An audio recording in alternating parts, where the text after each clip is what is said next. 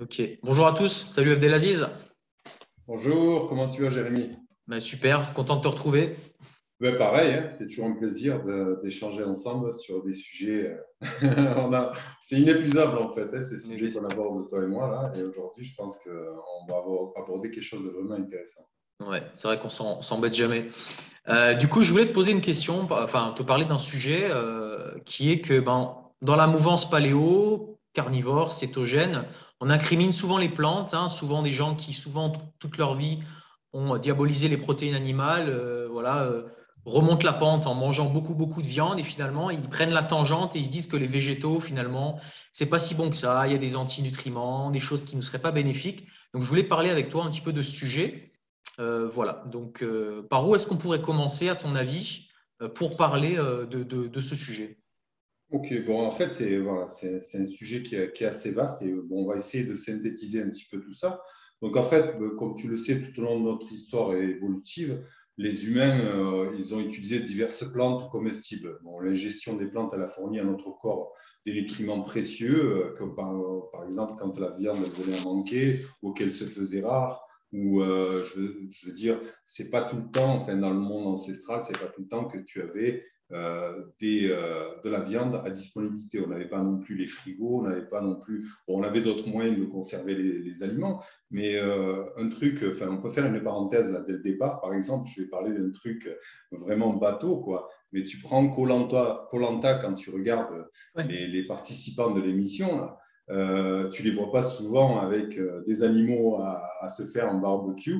Ils vont plutôt chercher du manioc, ils vont plutôt chercher, enfin, voilà, ils vont chercher un tas de choses qui vont permettre justement de pallier à ce genre de famine.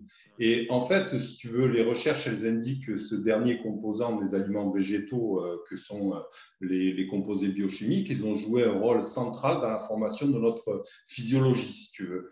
Mais malheureusement, comme tu le dis, les plantes, elles sont devenues ces dernières années, comment dire, elles ont commencé à être diabolisées dans la communauté de la santé intégrative, principalement en raison de l'influence croissante des défenseurs du régime carnivore, par exemple, alors que les humains, ils peuvent préférer de la viande, les graisses, les animaux, enfin, manger tout un tas d'aliments comme ça, mais les aliments végétaux, ils oublient un truc, c'est qu'au-delà des macronutriments qui produisent et des antinutriments, comme tu disais tout à l'heure, il y a aussi le côté où ces végétaux sont riches en phytochimie, si tu veux, elles font naturellement partie de notre alimentation omnivore depuis l'aube des temps. Je veux dire, tu peux même observer les Maasai, tu peux observer les Inuits, tu peux observer tout un tas de tribus comme ça qui, même si de prime abord, elles tendraient à être des populations qui consomment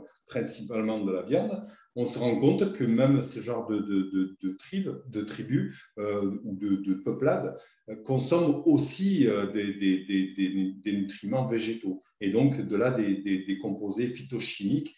Et je pense que les composés phytochimiques, ils ont une perspective, je veux dire, évolutive. Si tu veux, les composés phytochimiques, ce sont des produits chimiques produits par les plantes qui les aident à se défendre contre les agents pathogènes.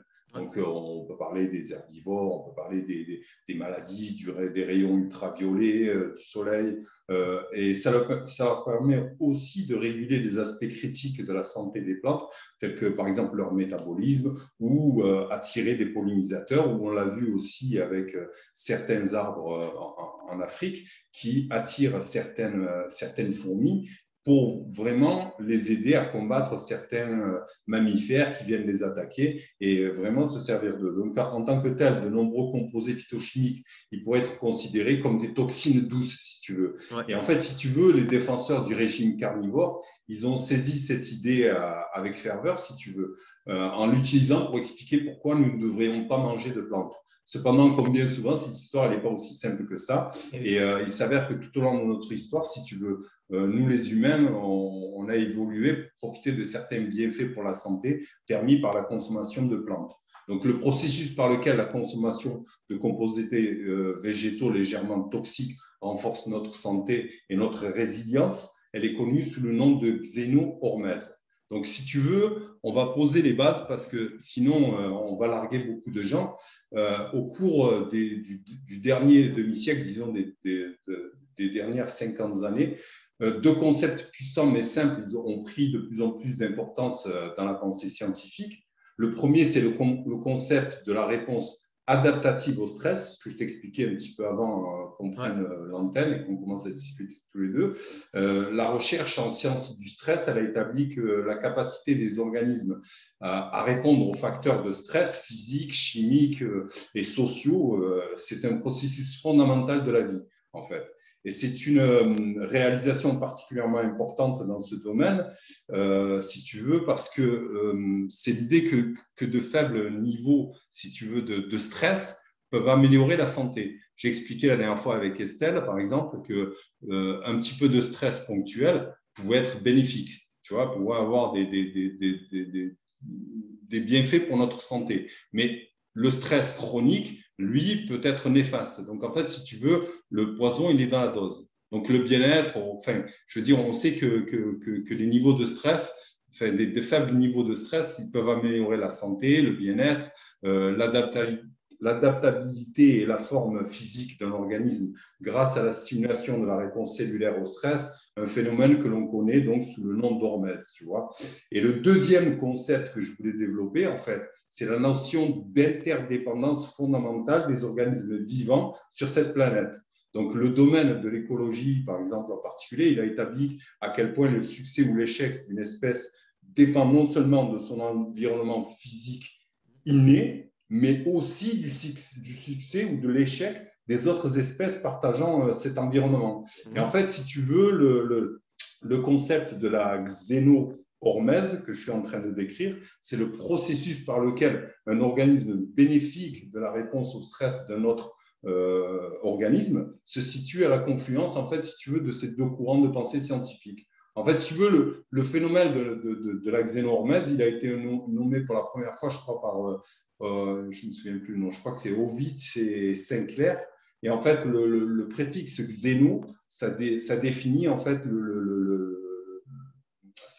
ça signifie étranger. C'est comme quand tu dis xénophobe, ça veut dire que tu n'aimes pas les étrangers. Donc, xéno-hormèse, c'est deux mots grecs. Le premier, c'est xéno qui veut dire étranger. Et comment dire, l'hormèse, ce serait plutôt une réaction, en fait, si tu veux, à un certain type de stress. Donc, on peut prendre par exemple les plantes. Les plantes, elles peuvent subir un stress hydrique, elles peuvent subir un stress de canicule, elles peuvent subir un stress par rapport aux animaux, elles peuvent subir tout un tas de stress qui vont au final développer chez eux ces composés biochimiques, phytochimiques, pardon. Ouais.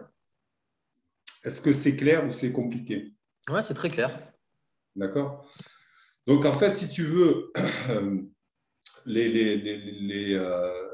la réponse des plantes au stress, elle est censée avoir au moins, je veux dire, si on regarde au niveau du point de vue évolutionniste, ils pensent que ça fait des milliards d'années que les plantes, elles ont développé cette capacité. Alors que nous, les humains, on serait arrivé après et donc on aurait eu un petit peu plus de mal à développer autant comment dire, de composés résultant de cette hormèse.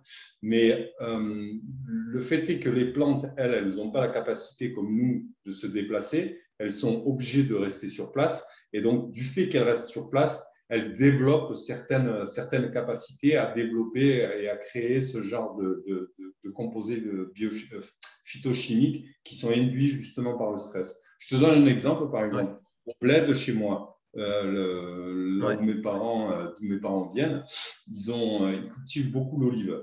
Ouais. Et ils se rendent compte en fait que les arbres qui ont été arrosés, qui ont reçu de l'eau de manière artificielle, donnent des fruits qui sont beaucoup moins goûteux. Et même quand on fait les analyses, on se rend compte, par exemple, qu'il y a beaucoup moins de polyphénol, beaucoup moins de vitamine E dans les plantes qui ont été irriguées de manière artificielle, plutôt que dans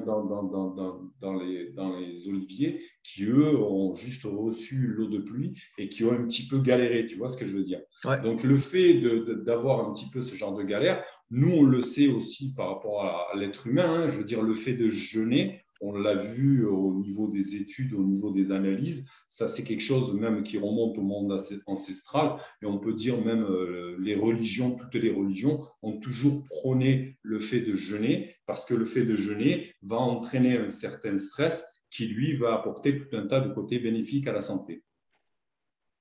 On a le sport aussi, Voilà. hein. Pardon? On a l'activité physique Ben, aussi. l'activité, voilà exactement, l'activité physique, ça en fait partie et tout ça, tu vois. Donc, tout le fait, ce que je développais la dernière fois avec Estelle, quand tu as un stress ponctuel, eh ben, c'est vraiment bénéfique. Et je veux dire, dans le monde ancestral, quand il s'était attaqué par un animal qu'il fallait galoper, monter sur un arbre et tout ça, ce genre de stress-là, il est vraiment, vraiment bénéfique. Donc, c'est vraiment des choses qui sont, comment dire, au niveau de l'hormèse, qui sont vraiment bénéfiques pour l'être humain. Et là où nous, ça va nous intéresser, si tu veux, c'est au niveau des composés phytochimiques, c'est la xénohormèse. Donc, c'est le fait, nous, de bénéficier de l'hormèse de plantes qui sont, je veux dire, étrangères à nous, qui viennent, qu'on va ajouter dans notre alimentation et qui, au travers de l'alimentation, vont nous faire bénéficier de leurs propriétés. Et si tu veux, on peut même commencer à en parler de certaines. Hein, je veux dire, Ouais. on va en décrire quelques-unes. En fait, si tu veux, tout au long de notre histoire, on sait pertinemment qu'on a bénéficié de ça, mais à l'époque, ils ne donnaient pas de nom. Ils savaient que telle plante, elle apportait telle chose, que telle plante était bénéfique pour soigner telle maladie. Je vais te prendre un exemple complètement au hasard. L'acide salicylique, c'est ça? Ouais, salicique. Ouais, c'est pour l'aspirine. Ben, ça remonte à… Comment il s'appelle? Rappelle-moi son nom. Toi, tu le connais, toi qui es naturopathe aussi. Phytothérapeute. Non, non, non, celui dont on parlait la dernière fois, quand on Paracels. parlait de… Comment? Le père de Paracels. la médecine. Un médecin? Le père de la médecine. Ah, Hippocrate. Voilà. Hippocrate, ça a été un des premiers à la découvrir. Et il Ouais. s'est rendu compte, en fait, que c'était bénéfique pour les problèmes d'articulation, pour les problèmes d'inflammation, pour les maux de tête, pour tout un tas de choses. Et Ouais. il s'avère qu'aujourd'hui, Big Pharma a repris la chose et qu'il en a fait l'aspirine. Et chose qui est vendue par tonnes dans le monde entier. Donc, Ok. tu vois, c'est le genre de choses que l'on pourrait apposer aux gens qui veulent dire que, soi-disant, on est juste carnivore, parce que tu as aussi un Israélien dernièrement, enfin, je crois que ça remonte à peu près 8 9 mois, c'est un paléontologue, il me semble, qui a fait la découverte comme quoi on était vraiment équipés pour être des chasseurs et seulement des chasseurs et qu'on mangeait que de la viande. Bon, Il je ne sais s'appelle, pas comment je me souviens plus de son nom, c'est Benta, quelque chose comme Moi, je me ça. souviens. Moi, je suis complètement d'accord. Hein. On est fait pour chasser la viande, mais pas que pour manger que de la viande. Je veux Ouais. dire, ce que je t'expliquais tout à l'heure, un peu bêtement avec Koh-Lanta, c'est pas con. Hein. Je veux dire, tu le vois devant toi, les mecs, ils galèrent, ou demain, ils ont faim, ils vont chercher ce qu'ils peuvent. Hein. Ils Ouais. pêchent, ils chassent, ils font ce qu'ils peuvent, mais c'est pas tout le temps que tu vas avoir des animaux. Bon, après, eux, ils sont dans un cas exceptionnel parce qu'ils sont sur une île, là, pour trouver des bêtes à Mm. chasser, mais même, mets-toi dans la jungle et tout ça, regarde même ne serait-ce que les lions, les tigres et tout ça, quand ils chassent, c'est pas tout le temps, c'est vraiment galère. Des fois, il manque mourir, des fois, il manque. Je veux dire, c'est pas aussi disponible que ça, l'alimentation. Et c'est peut-être pour une bonne raison, tu vois. Le fait, comme je te disais tout à l'heure, de jeûner et de subir un petit peu de stress par rapport au jeûne, c'est un côté vraiment bénéfique. Et c'est toujours quelque chose qui a été mis en avant par tous les prophètes. D'accord. Donc, ok, on a bien compris les composés phytochimiques qui sont dans les plantes font partie intégrante des stress dans les différents aspects de notre santé qui nous sont bénéfiques. Est-ce que tu peux nous en décrire quelques-uns des plus connus? Ouais, mais si tu veux, on peut faire Ouais. le tour de 16 composés phytochimiques Ouais. célèbres. Hein. Ok. Donc, je vais commencer peut-être même par le plus connu, quoi, qui est la lysine. La lysine, c'est un Ouais. phytochimique qui est fait à base de soufre et qui est trouvé dans les légumes de l'espèce des alliums. notamment l'ail, L'ail. l'oignon et le poireau. Tu vois, souvent, on parle d'allicine, on pense qu'à l'ail, alors que dans les oignons et les poireaux, tu l'as aussi. Ouais, d'accord. Donc, chez ces plantes, en fait, la lysine, elle agit comme une molécule de défense. Elle protège les plantes contre les nuisibles. Et si tu veux, la lysine, il est libéré lorsque les tissus végétaux sont endommagés. Par exemple, quand tu commences à couper Ouais, un petit ouais. d'ail, Et que tu tu le pleures, ouais. vois, je veux dire, hein, tu te le mets dans la bouche, tu sens que c'est vraiment puissant, quoi. Donc ça, c'est antibactérien, antiviral? Ben, on le verra tout à l'heure quand Ok. je te parlerai du côté bénéfique pour la santé, mais chez les animaux et aussi chez les humains, la lysine, elle présente de puissantes propriétés antimicrobiennes, par exemple, y compris une activité antifongique, antibactérienne. Elle exerce même une activité contre le Staphylococcus aureus, il me semble, résistant à la méticilline, qui est un antibiotique. Donc, c'est un pathogène réputé résistant aux antibiotiques. Et la lysine, dans ce cas-là, elle peut vraiment venir en aide. Un autre truc que je dis, c'est aux parents, c'est quand vos enfants ont des infections bénignes, c'est Ouais. pas la peine de venir défoncer avec un antibiotique hyper puissant. Le simple fait de faire de la décoction d'ail avec un petit peu de clou de girofle, ça peut régler énormément de choses. Moi, je l'avais fait avec mon fils, par exemple, Ouais. qui avait eu les amygdales. Et ben voilà, hein. Et puis il l'a jamais eu. Et le problème avec les amygdales, par exemple, c'est que tu vas donner des antibiotiques, et puis le petit, tu vas lui défoncer son système immunitaire. Puis la prochaine fois quand il va rechoper les amygdales, le médecin, au bout d'un moment, quand ça va être récurrent, il va te dire quoi? Il va te dire, ben, écoute, il faut enlever les amygdales. Ce qui est le délire même de cette médecine stupide, tu vois, qui vise à… Si je devais te donner une image, quand tu prends un antibiotique, c'est comme si tu voulais planter une punaise sur le mur et que tu te servais d'un marteau-piqueur pour le faire. Ouais. Alors que juste en appuyant avec ton pouce, ça pouvait le faire. Ouais. Tu vois. Donc, la lysine, elle démontre aussi des effets bénéfiques sur la santé métabolique, y compris le taux de lipides sanguins. Tu vois, par exemple, les gens qui ont des problèmes de circulation et tout ça, ça peut être vraiment, vraiment intéressant. Mais on en discutera un petit peu sur la fin de tout ce qui est vraiment bénéfique par rapport à tous ces composés phytochimiques. D'accord. Ok. Le deuxième qu'on pourrait citer, c'est l'anthocyanes. L'anthocyane, enfin, les anthocyanes, ils font partie parce que tu as plusieurs, dans ces familles, dans ces composés biochimiques, tu as plusieurs familles. Et les anthocyanes, elles font partie des flavonoïdes Ouais. qui confèrent aux plantes des couleurs rouges, profond, violet et bleu. Tu te rappelles tout à l'heure quand je te disais, tu vois, que les couleurs, en fait, il y a un côté attractif, tu vois. Moi, quand je vois une myrtille, quand je vois une fraise, quand je vois une framboise, j'ai plus l'envie, tu vois, et surtout une fraise sauvage, cette couleur vive, tout ça, ça te donne qu'une envie, c'est de la manger, tu vois. Et dans l'industrie alimentaire naturelle, ils sont fréquemment utilisés comme colorants aussi, par exemple, alimentaires, justement, par rapport au fait que enfin, dans les colorants biologiques ou non toxiques, on les utilise beaucoup. Ouais, là, je Et suis. tu Vas-y, vois, vas-y. je viens de donner quelques exemples. Les anthocyanes, tu peux les trouver dans les myrtilles, dans les Ouais. mûres, dans les patates douces, tu vois, le côté violet. Ouais. Donc, Dans ce ces que. anthocyanes, par exemple, bon, pour donner brièvement, elles peuvent exercer une activité antioxydante. Ouais. Donc, tu vois, ça, c'est vraiment quelque chose qui peut être bénéfique. Et enfin, je veux dire, ça peut partir du système cardiovasculaire et jusqu'au cerveau, les bienfaits de cette anthocyane. Ouais, j'allais te le dire, là, j'ai un examen de phyto dans une semaine et ouais, il y en a dans la myrtille. Elle est très intéressante. Bon, après, moi, c'est de la phyto, hein, c'est pas de l'alimentation en entier, mais ouais, on la retrouve quand même dans tous les fruits qui sont bien pétants. Et bon, je pense que tu vas nous un petit peu nous le dire, mais c'est Ouais, pas un on peut hasard, en quoi. parler, mais on C'est peut pas un faire une hasard, quoi. parenthèse si tu veux, là, tout de suite, tu Ouais, vois, pour parler de sclérose en plaques. Je ne sais pas si tu te souviens du protocole du docteur Walsh.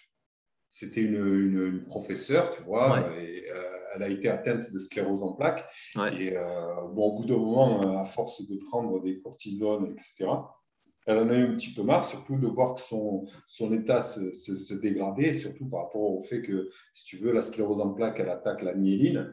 Et ça peut être vraiment, vraiment handicapant parce qu'au bout d'un moment, tu as des problèmes de mobilité, tu as des problèmes de vision, tu as des problèmes. Et donc, elle s'est retrouvée dans un tel état qu'elle est allée faire des recherches Et elle s'est rendue compte en fait qu'il y avait énormément d'antioxydants et notamment les anthocyanes dont elle s'est énormément servie Ouais. pour rétablir ça. Bon, il y a la vitamine D et tout, il y a un protocole, mais c'était juste pour le citer, tu vois. Ok. Et elle, le Dr Walsh, il y a encore ses vidéos sur Internet, sur YouTube, elle a récupéré complètement de la sclérose en plaques. Elle n'est plus atteinte de sclérose en plaques aujourd'hui. Ok. Donc, tu vois, ça peut être un truc intéressant. Bon, après, tu te souviens, c'est ce que j'avais dit aussi à Estelle. Moi, je pense que de donner des composés biochimiques comme ça, c'est super, mais c'est toujours une approche globale. Donc, nous, aujourd'hui, ce qu'on fait, on décrit certaines choses, mais on met en garde les gens sur le fait de juste se dire, je vais prendre tel composé, ça va régler le problème. C'est une approche globale. Bien Et sûr. justement, c'est pour ça que je parle de protocole dans le cas du Dr Walsh. Donc, le prochain et le troisième, c'était l'apigénine. L'apigénine, c'est encore un flavonoïde qui est présent dans diverses plantes comestibles, notamment les oranges, le céleri, les oignons, les herbes, la camomille, le persil, le thym, l'origan, tu vois, que j'adore. Moi, je suis vraiment un fan Je sais, ouais. T'aimes bien moi, l'origan, ouais.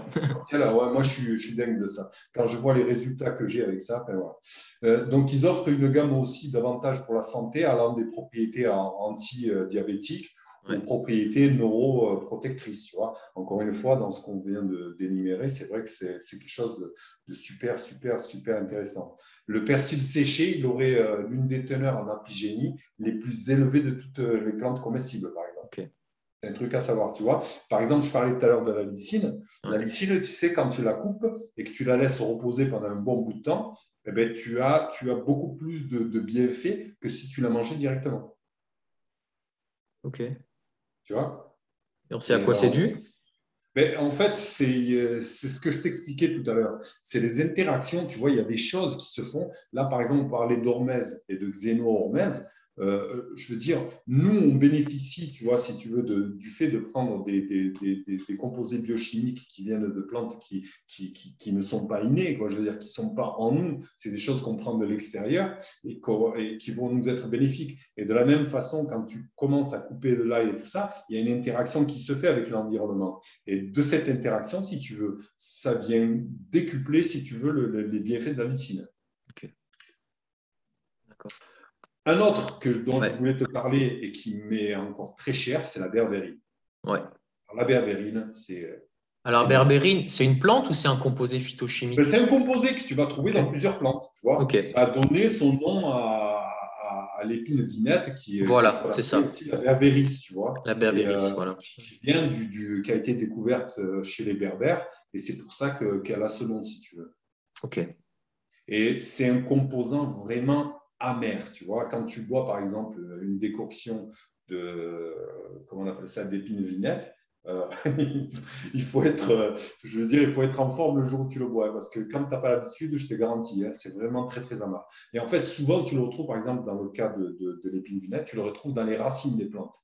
Et en général, c'est vrai qu'on les retrouve dans les racines des plantes de l'espèce Berberis, y compris bon, le mahonia, le faux hou, le mahonia feuille de hou, l'épine vinette que je viens de citer.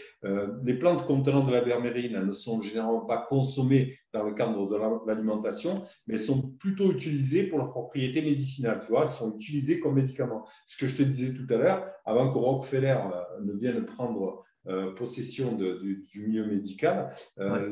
l'approche médicale aux États-Unis et même dans le monde, elle était essentiellement basée sur la phytoaromathérapie.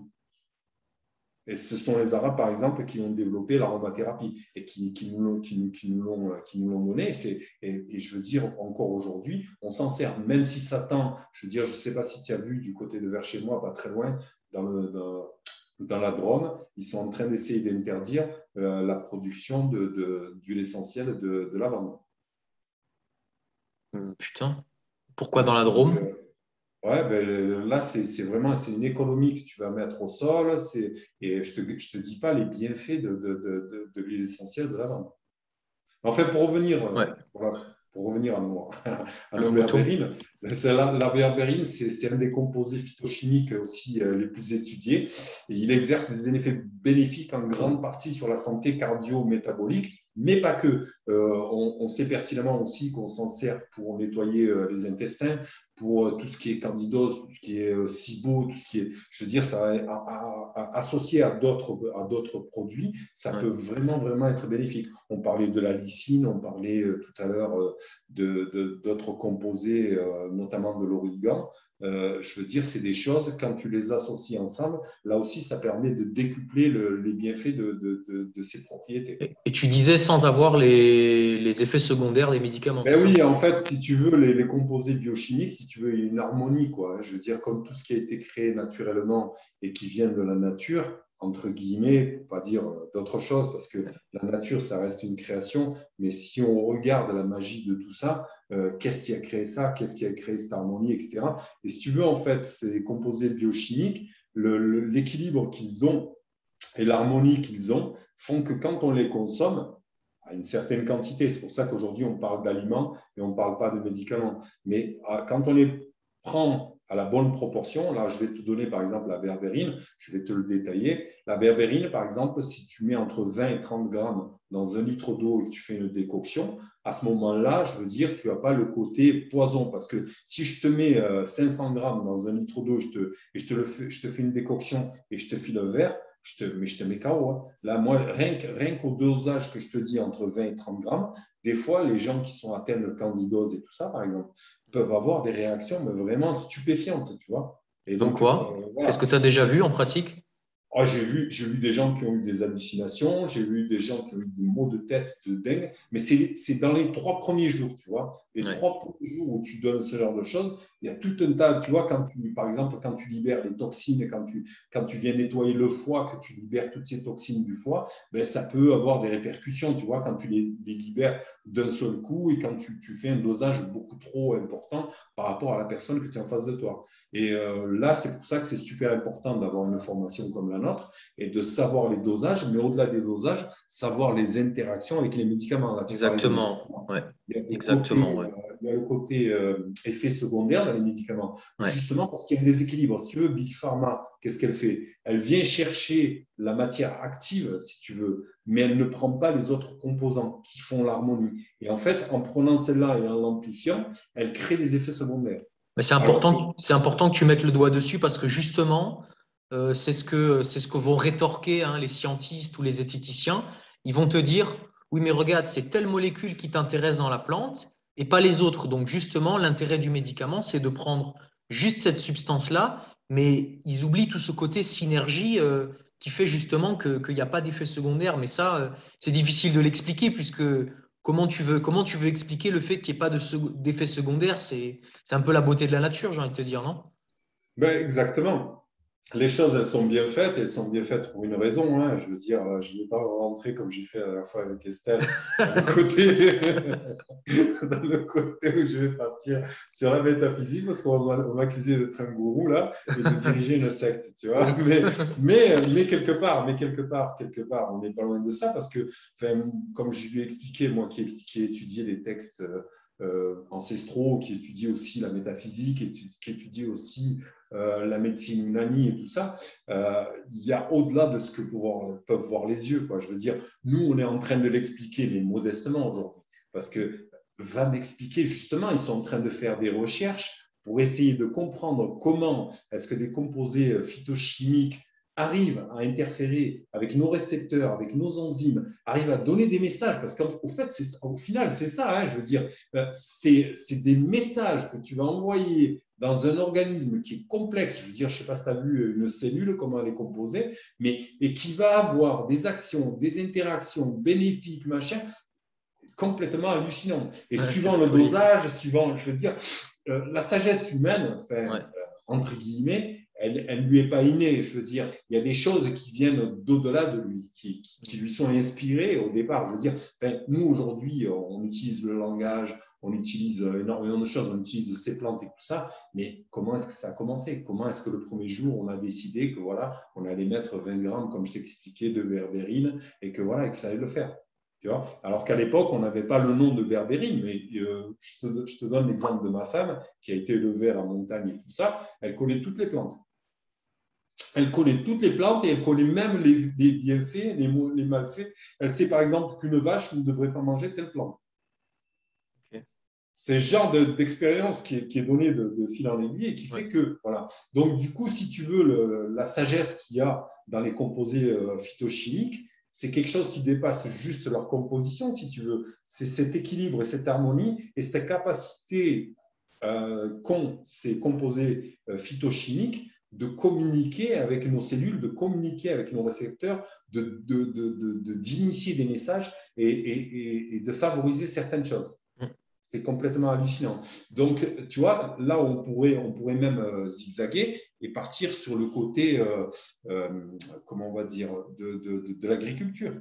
Tu vois, le fait, par exemple, de faire des champs qu'on va optimiser avec des produits chimiques pour justement rentabiliser, à qui on va donner de l'eau constamment et tout ça, et justement, ils vont développer beaucoup moins d'hormèse que les plantes qui sont élevées En dans la permaculture. nature sans aucune interaction humaine. Et on se rend compte qu'ils ont beaucoup plus de flavonoïdes, par exemple pour certaines plantes, beaucoup plus de composés biochimiques que ces plantes-là qui sont cultivées par l'homme et de manière artificielle. Et de la même manière, j'allais te dire, quelqu'un élevé dans notre cocon à nous, qui est toujours nourri au yaourt et qui est toujours avec de la nourriture dans le frigo, avec de l'argent à la banque, avec l'école juste à côté.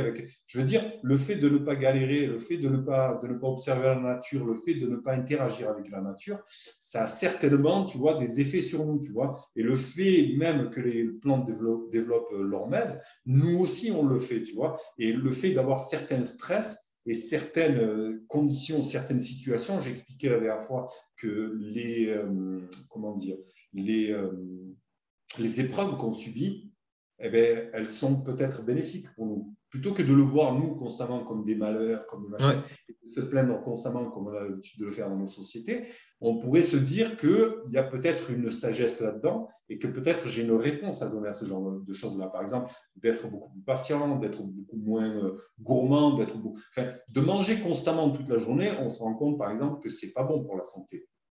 Tu vois, dans le cas des musulmans, tu vois, qui habitent dans les parties désertiques et tout ça, le fait de ne pas manger de porc, on sait pertinemment que le porc, il a un des systèmes digestifs les plus courts au monde et il digère vraiment rapidement. Ce qui fait qu'en fait, beaucoup de toxines vont se retrouver dans les tissus adipeux du porc et dans la viande. Et donc, du coup, toi, quand tu vas les consommer, tu vas consommer ces toxines. Donc, ce n'est pas pour rien, par exemple, qu'on te demande de bien cuire la viande. Tu ne peux pas manger un porc saignant. Tu vois, ce serait prendre un énorme risque, par exemple. Okay.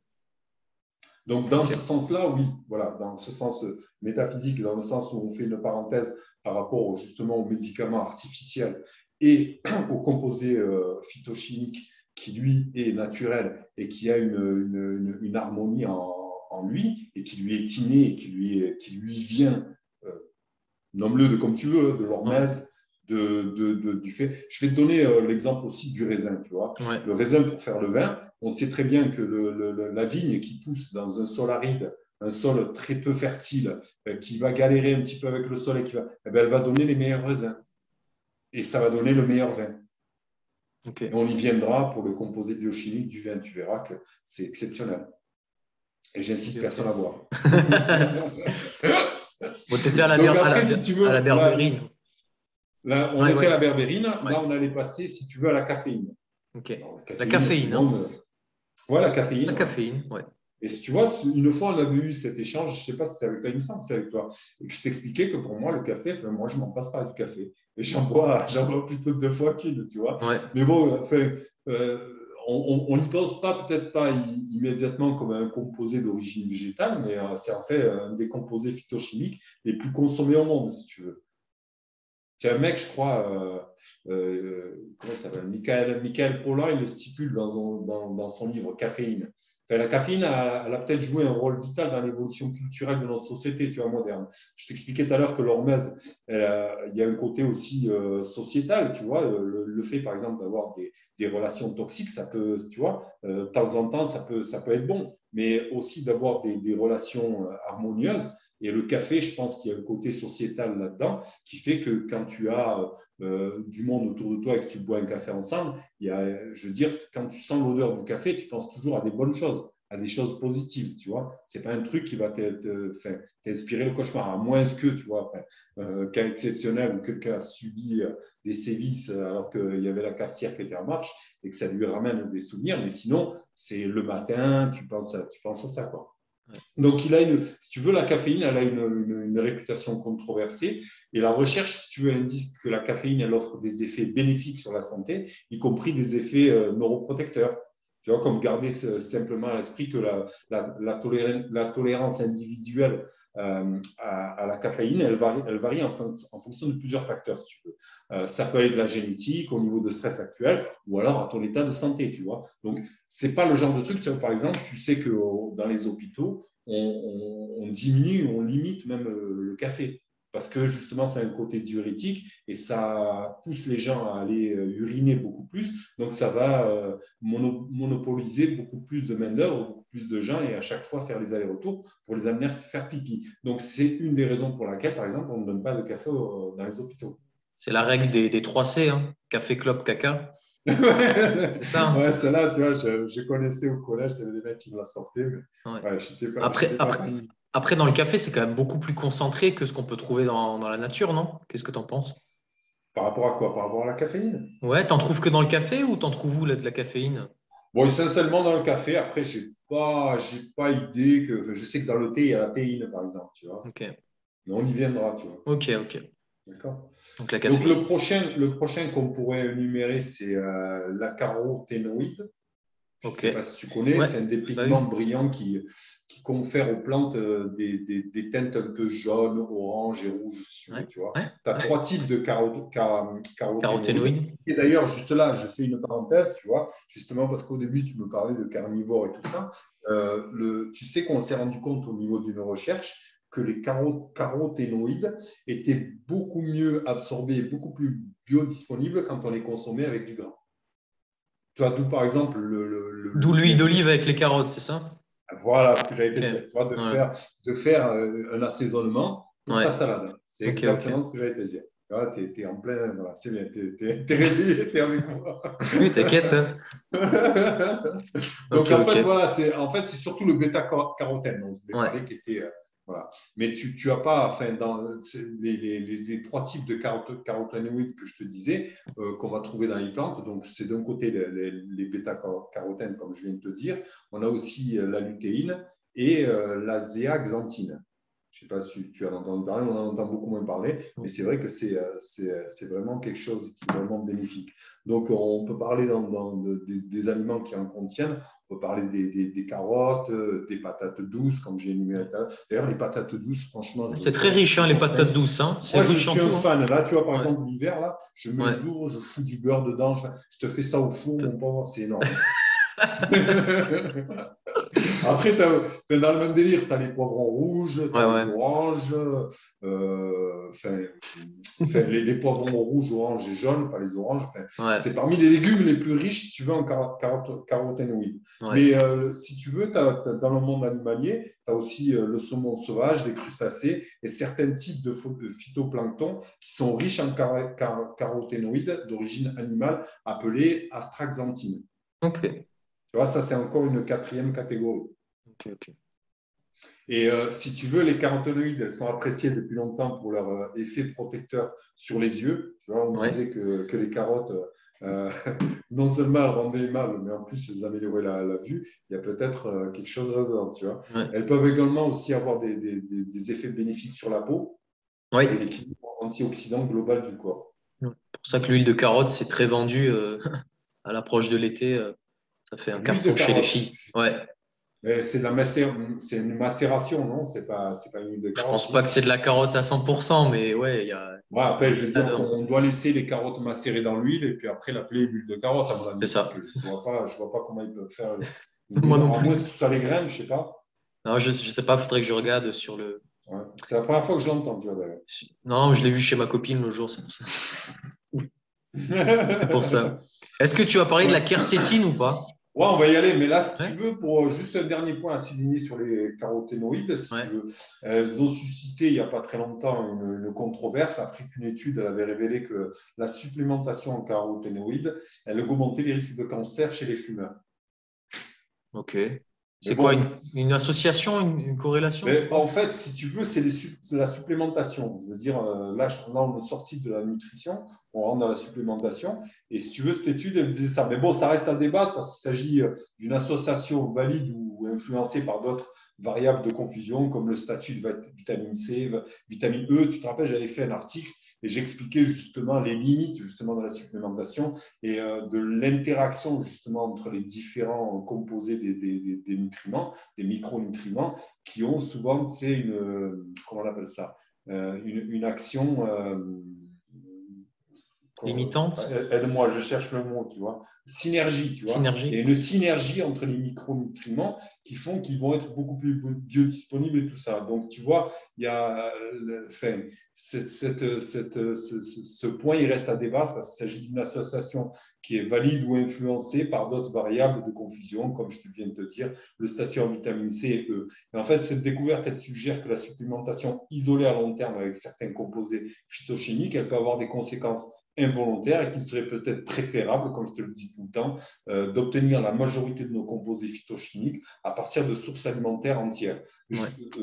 Je veux dire par là que tu le sais, enfin, je veux dire, quand tu vas, mettons, tu vas manger une carotte, tu vas en manger une deuxième, tu vas en manger une troisième. À mon avis, tu ne vas pas manger un sac, tu vois. Alors Non. que quand tu prends un supplément, non seulement tu le prends isolé, tu vois, tu n'as pas ce côté synergie avec les autres micronutriments, et ça peut induire certaines choses. Donc, moi, je suis toujours très prudent. Et comme tu le sais, chez moi, en fait, la supplémentation, c'est toujours très, très limité. Tu vois, je me limite à vraiment, ça se compte sur le doigt d'une main. Ouais, j'ouvre la parenthèse, mais il y a un gros problème au niveau de la supplémentation, c'est avec la vitamine D. J'avais vu ça chez Gundil, hein, c'est un auteur qui a écrit avec Delavier les bouquins de musculation pour les sportifs les plus vendus au monde. Et il expliquait justement que le fait de prendre des grosses doses de vitamine D, par exemple pour des Européens qui ont la peau blanche, c'est pas bon du tout puisque ça te donnait l'équivalent d'une journée en plein cagnard, tu vois, sur une plage Hmm. en Espagne en plein été, alors que tu es en plein hiver.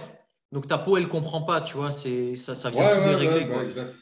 Exactement, exactement. Et d'où le fait d'éviter ce qu'on soulignait la dernière fois avec Estelle, d'où le fait d'éviter la médecine stupide, tu vois, de tout le temps donner des trucs à tir-larigot sans aucune raison. Des fois, l'excès, tu vois, l'excès peut être pire que le manque, notamment pour le fer. On sait par exemple que les femmes qui souffrent de ménopause, si tu viens les supplémenter en calcium, tu Ouais, fais plus de problèmes que tu règles enfin, tu crées plus de problèmes que ce que tu en règles au ouais. final. Donc, c'est le genre de truc où il faut vraiment être intelligent. Et c'est pour ça que moi, j'adore la médecine fonctionnelle. Enfin, je dirais même, je vais aller plus loin, la naturopathie fonctionnelle. Parce que Ouais. nous, au-delà de ce que font certains médecins fonctionnels, euh, on n'est pas dans ce truc-là de vendre. Enfin, je parle pour ceux que je forme et pour moi-même. Hein, après les autres, je ne sais pas. Mais on n'est pas dans ce truc de toujours vendre un produit, toujours donner un supplément, toujours. On pense que le fait de rétablir des intestins sains, le fait de rétablir un péristaltisme, le fait de rétablir une santé intestinale, ça permet au final d'apporter après une alimentation à haute densité nutritionnelle et aussi variée que possible. C'est pour ça que je te disais, moi souvent, je suis plus dans le paléo que dans le côté délire de rester dans le carnivore parce que j'ai Ouais. envie d'y rester. Après, il y a des gens, hein, je veux dire, on va prendre l'exemple de quelqu'un qui fait de l'épilepsie. Je n'ai pas d'autre choix, tu vois, que de le laisser dans un cétogène, tu vois. Je ne Ouais. vais pas essayer de jouer un petit peu avec lui, même si de Ouais. temps en temps on va faire, voilà. Mais lui il va en bénéficier. Mais les autres, faire du jusqu'au boutisme pour juste faire de ton alimentation, ton identité et sans réfléchir plus loin, je ne vois pas l'intérêt. Et là, Ouais. aujourd'hui, ce qu'on est en train de dire, ça le démontre pertinemment. Je veux dire, tu te rends compte du nombre d'aliments que je viens de te citer. Ça, tu files 5 carnivores, jamais ils le mangent. Ouais. Ouais. Tu vois, et il y a le côté même au-delà, parce que là, on est à la fois dans la phytothérapie, on l'a vu avec la berberine, qui n'est pas un aliment, tu vois, on le retrouve rarement dans des aliments, Mm. surtout dans des racines de plantes, Mm. dont on va se servir plutôt comme d'un médicament, comme d'une plante aromatique médicinale, comme on dit, les PAM, plutôt que comme d'un nutriment. Ouais. D'accord? On est bon. Donc, on va passer à l'autre, à la Ouais. prochaine, si tu veux. Eh bien, la prochaine, c'était la curcumine. Tu vois, la Curcumine, curcumine, ouais. Très connu, ouais. Très connu, ouais. On en parle. voilà, elle a vraiment une bonne réputation. Ouais. Et elle, tu sais que c'est un polyphénol. Tu vois, elle fait Ouais. partie des polyphénols présents dans la racine orange vif du curcuma. Tu vois, mais pas que. Pas que. On l'a aussi dans notre jus. Mais bon, essentiellement, on la connaît du curcuma. De son nom scientifique, je pense que c'est curcuma longa ou je sais pas, un truc comme ça. Et Ouais. c'est originaire d'Asie du Sud-Est. À l'origine, ça vient de là-bas. Ouais. Et elle, de son côté, elle a une pléthore enfin, d'activités biologiques dans le corps, allant des actions antioxydantes et aussi aux actions anti-inflammatoires. Donc, l'absorption de la curcumine dans le tractus, si tu veux, on parlait tout à l'heure des intestins, sa consommation dans le tractus gastro-intestinal, elle est assez limitée en fait. La combinaison de la curcumine avec un autre composé phytochimique du poivre noir, par exemple, la pipérine, je ne sais pas si tu connais, elle augmente, si tu veux, la biodisponibilité de la curcumine de 2000%. Est-ce que tu te rends compte de ça? C'est la première fois que je l'avais appris. C'était un disciple de Robert Masson, paix à son âme, qui Ouais. m'en avait parlé. Et je lui avais dit, je dis, mais pourquoi tu mets du poivre noir dans le truc? Et il m'avait expliqué ça. Et si tu veux, moi, tu sais, c'est toujours mon habitude, je suis allé faire une recherche. Et ouais, je me suis rendu compte, tu te rends compte, le fait de rajouter de la pipérine, donc qui est dans le poivre, Ouais. ça vient augmenter la biodisponibilité de la curcumine de 2000%. C'est un x 400, hein. Je suis x 400. Enfin, c'est incroyable, quoi, putain. Ouais. C'est une dinguerie, hein, c'est une Ouais. dinguerie. Donc, Ok. dans le monde, enfin, on va l'appeler le monde nutraceutique, diverses stratégies ont été utilisées pour améliorer en fait la biodisponibilité de la curcumine, allant du mélange d'extrait de curcumine et de piperine dans les capsules enfin, tu vois, tu sais, les hautes technologies là, qui te compressent les gélules et qui te font que tu as une haute enfin, une concentration Mm. de curcumine, tu vois, enfin, je veux dire, ça peut apporter énormément. On essaie de la maximiser. Et là, dans ce cas-là, ça peut être une des exceptions, si tu veux. Quand on le donne en supplément, c'est vrai qu'on a beaucoup plus d'effets quand on a ce genre de gélule que quand on prend le curcuma tout seul. Oui. T'en prends pas beaucoup du curcuma, hein. T'en mets un peu. Ouais, voilà, tu vas prendre une cuillère, machin. Ouais. Mais souvent, les gens confondent curcuma et curcumine. Mm.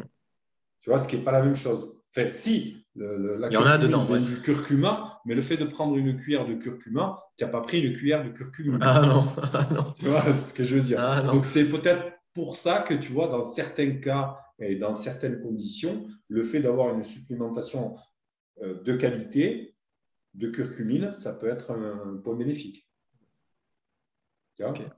Donc, après, voilà, on va passer à l'autre, c'est l'acide élagique. L'acide élagique, c'est un polyphénol aussi. Elle est présente dans de nombreux fruits et légumes courants comme les grenades, les canneberges, les framboises, les mûres, les fraises. Et tu sais que le jus de grenade, par exemple, le prophète de l'islam disait que c'était un bienfait pour le cœur et tout ça. Et là, on le découvre aussi, les canneberges, les femmes qui font des cystites, c'est magnifique, tu vois. Enfin, dans des études précliniques, il a été montré que des propriétés antimutagènes et antiprolifératives, et elle peut aussi vraiment vachement favoriser la santé intestinale aussi. Ok. Tu vois, donc prendre de la grenade, prendre de la calberge, et je ne te parle pas de prendre des jus du supermarché, hein, la Ah oui, calberge. bien sûr, oui, bien Et sûr. voilà, et il y a ce côté un petit peu amer, les framboises, encore une fois, les mûres, les fraises, tu vois, ce genre de choses-là, tu vois, c'est ce que je disais aussi. Bon, je sais que Gilbert, il en mange de ça, tu vois, comme des baies, je sais qu'il en consomme et que Ouais. lui, il est dans un truc cétogène. Mais voilà, tu vois, c'est un genre de truc, quand je discute avec des carnivores et tout ça, je me dis quel intérêt, quoi. Quel intérêt de me priver de produits comme cela. Ouais. Bon, après, Bon, ce que après, disent souvent les carnivores, c'est que c'est du man-made, hein, que c'est du.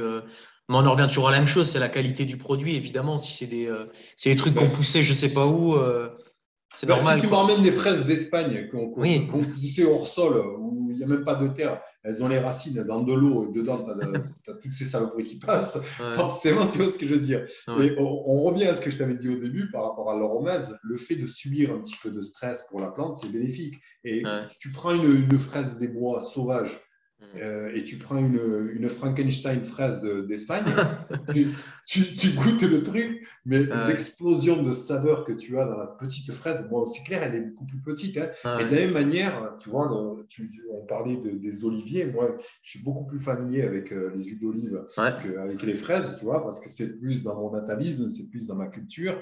Et c'est vrai que c'est, je veux dire, il n'y a pas photo. Hein. Quand on va chercher de l'huile d'olive qui vient d'une ferme où il y a le goutte à goutte et où l'olivier est irrigué, eh bien, on n'a vraiment pas le même goût et vraiment pas la même saveur que celles qui viennent de la montagne, tu vois. Et le fait d'être à la montagne, de subir un petit peu de stress, de froid, d'être dans tu vois, c'est un rocaille. Tu vois le genre de paysage méditerranéen que tu peux avoir en Afrique du Nord, tu vois.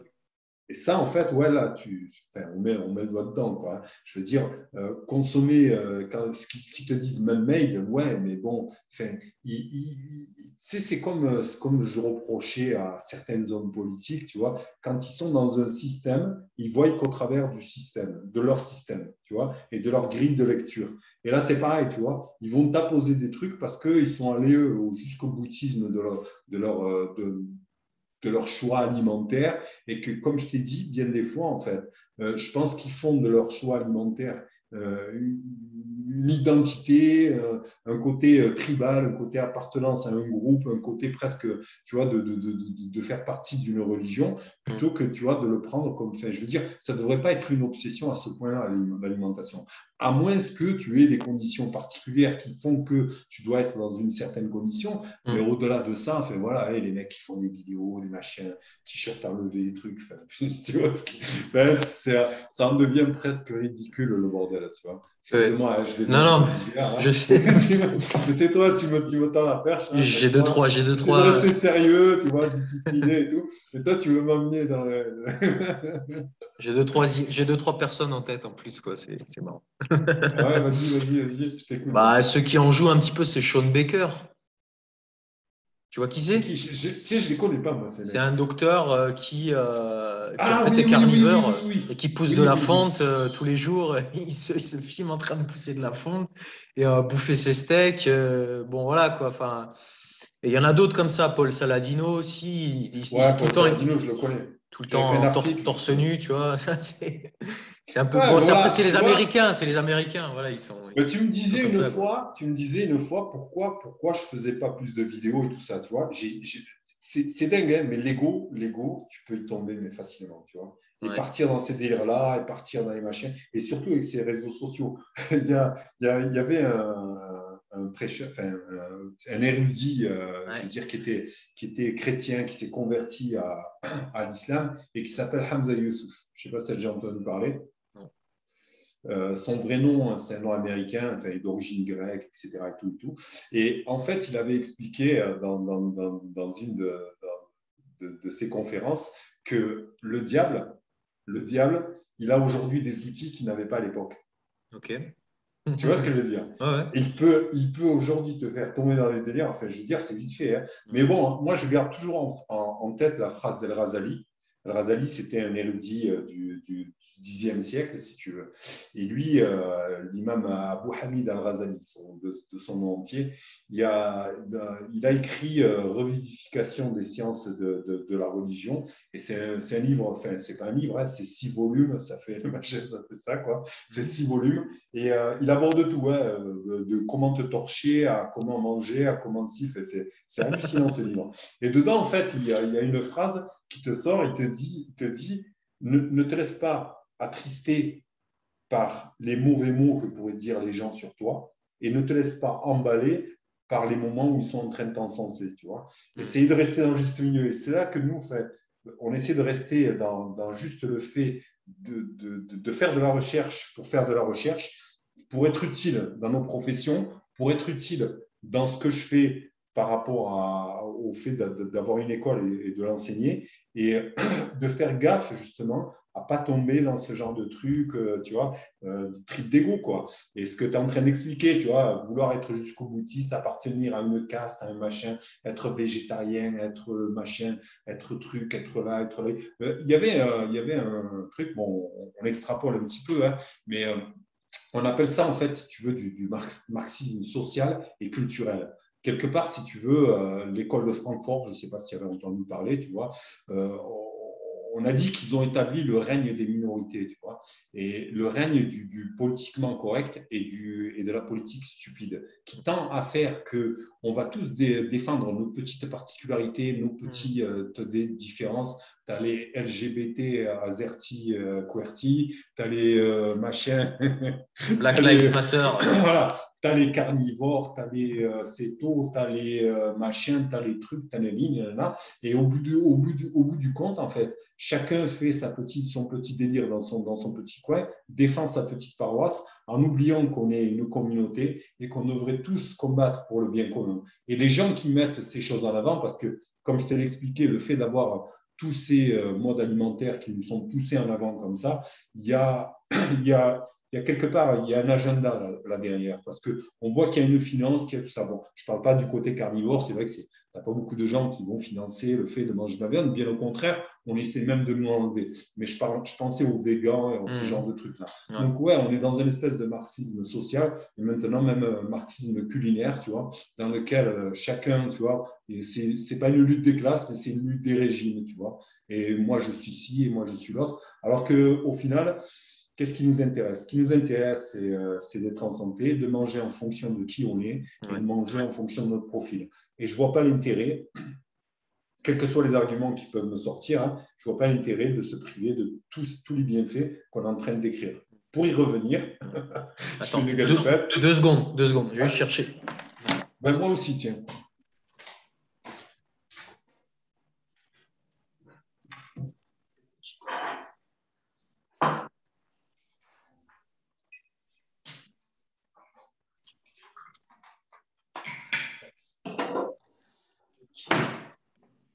Voilà, j'ai juste une petite soif et comme je suis un veau, tu vois, je prends un petit verre de lait.